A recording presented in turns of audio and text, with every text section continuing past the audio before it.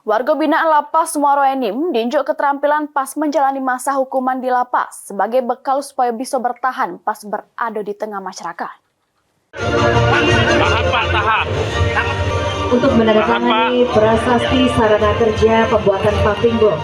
Bupati Muaro Enim bersama Kakanwil Imigrasi Permasyarakatan Sumsel, Direktur Perawatan Kesehatan dan Rehabilitasi Direktorat Kementerian Imigrasi dan Permasyarakatan Republik Indonesia sama Lapas Muaro Enim meluncur ketiga program bagi warga binaan Lapas Muaro Enim.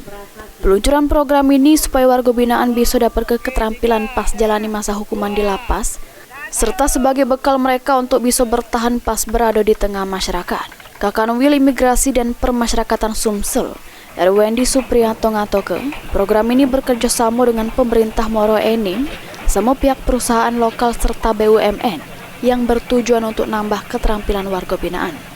Program keterampilan pembuatan paving sama bakery bertujuan untuk menambah keterampilan warga binaan serta bisa dapat penghasilan bagi mereka sama lapas. Wartelsus sebagai fasilitas yang disediakan ke Lapas Muaro Enim untuk warga binaan. Bahkan segala program yang diluncur ke Lapas Muaro Enim baru pertama dilakukan di Lapas Sumsel sehingga bisa jadi percontohan.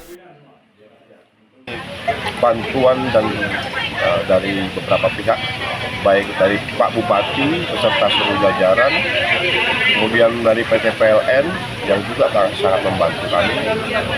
Ini bentuk sinergitas yang sangat baik yang perlu dicontoh oleh tempat-tempat lain ya. Mendorong yang lain di kabupaten lain di Sumsel ini, lapas-lapas lain juga bisa mencontoh Lapas Muaro Enim yang bisa menjadi sinergitas yang sangat baik dengan pemerintah daerah maupun dengan pihak-pihak lain.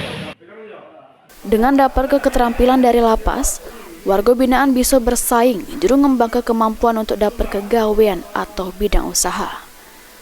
Mardiansah, PAL TV.